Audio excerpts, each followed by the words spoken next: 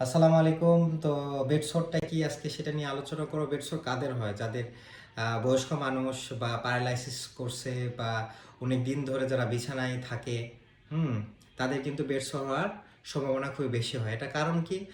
যখন কেউ দীর্ঘ সময় ধরে কেউ যদি একটা বিছানায় থাকে, তাহলে কিন্তু তার স্কিন অর্থাৎ তার আহ, চামড়া এবং তার টিস্যুতে কিন্তু চাপ হওয়ার কারণে তার ক্ষত সৃষ্টি হয় বা তার ওখানে কিন্তু ব্লাড সাপ্লাই কমে যায়। ব্লাড সাপ্লাই কমে গেলে কি হবে? তার ওখানে নেক্রোসিস বা ঘা হওয়ার সম্ভাবনা খুবই বেড়ে যায়। এটাই হলো বেড সোর বা প্রেশার সোর বলা হয়। ঠিক আছে, বুঝতে পারছেন যে অনেকক্ষণ ধরে কেউ যদি একই একই পজিশনে যদি কেউ থাকে, তারা কিন্তু তার এটা ঘা মানে এটা বেড সোর হওয়া বা ঘা হওয়ার সম্ভাবনা খুবই খুবই বেড়ে যায়। এবং কাদের হয়?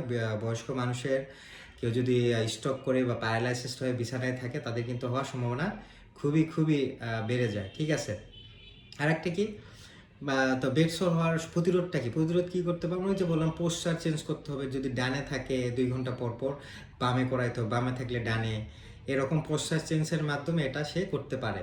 এবং সবসময় স্কিনগুলো সে যদি অবশ্যই শুকনো থাকে, ঠিক আছে, ড্রাই ড্রাই যেন থাকে, সেটা মেনটেন করতে হবে। এটা কিন্তু খুবই কষ্টসাধ্য এবং বাড়িতে খুবই এটা মেনটেন করা, টাইম ম্যানেজমেন্ট করা খুবই কষ্টসাধ্য হয়ে যায়। এই জন্য একটা খুবই খুবই ইফেক্টিভ একটা বেড পাওয়া যায়, ইলেকট্রিক বেড, যেটা অনেক সময় আইসিইউ বেডেও পাইতে পারেন বা অনেক ফ্যাসিলিটিস বড় বড় হসপিটালও এটা ইলেকট্রিক বেড আমরা পেয়ে থাকি। এটা কি আসলে? এটা একটা বিশেষ ধরনের একটা বেড, যেটা আমাদের মোটর চালিত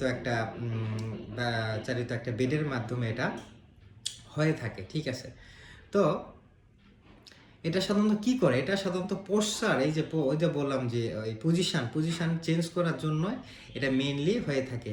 ঠিক আছে, মনে করেন একটা হার্টের রুগী, সেটা একটু প্রপার আপ পজিশনে রাখতে হবে, অর্থাৎ একটু উপরে আনতে হবে। সেটা আমাদের উঁচু করে সে বেড বেড রাখা যাবে বা পা উপরে করা যায়।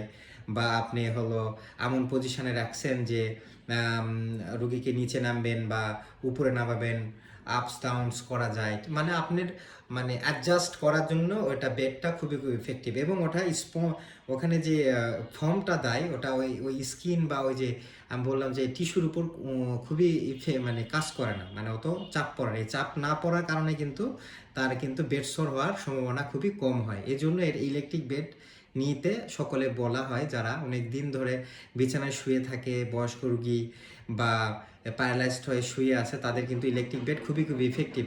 কারো যদি এই বেড সোর থেকে পরিত্রাণের জন্য এটা হয়ে থাকে। এবং সর্বোপরি আর একটা, বয়স্ক রোগীদের তাদের মাল নিউট্রিশন থাকে বা খাওয়া দাওয়ার সমস্যা থাকে, অবশ্যই তাদের খাবার দাবার মেনটেন করতে হবে, পুষ্টিকর খাবার দিতে হবে। ঠিক আছে, ওজন হিসাবে, বয়স হিসাবে, এবং সর্বোপরি তার পরিষ্কার পরিচ্ছন্ন রাখতে হবে। তাহলে তার কিন্তু এগুলো হওয়ার চান্সটা অনেকটা কমে যায়। তাহলে অবশ্যই আমি মেন মেসেজ একটাই দিতে যাচ্ছি, কারো যদি বাসায় এরকম রুগী থাকে, তো অবশ্যই তাকে ইলেকট্রিক বেড রাখার জন্য অনুরোধ করব। তাহলে কিন্তু তার ওই রুগীর সহজে তার সমস্যা হওয়ার চান্সটা খুবই খুবই কমে যায়। বেড সোর বা প্রেশার সোর, এতেও কিন্তু অনেকজন মারা যায়। এটা বেড সোর কোথায় হয়? আপনি মনে করে থাকেন আপনি শুয়ে আছেন, কোথায় বেশি চাপ হয়? পিঠে। পিঠে আমাদের চাপ নাই, পিঠে বেড সোর হইতে পারে। তারপর আপনি এই যে শোল্ডারে হইতে পারে। ঠিক আছে, আপনি নিতম্ব হইতে পারে, বাটাকো হইতে পারে। এগুলো এগুলো আমাদের বডির পার্টে কিন্তু বেড সোর বা প্রেশার সোর হওয়ার সম্ভাবনা খুবই খুবই বেশি। তো এগুলো এগুলো থেকে পরিত্রাণের জন্য আমরা ইলেকট্রিক বেড ব্যবহার করতে পারি। ঠিক আছে, তাহলে আমাদের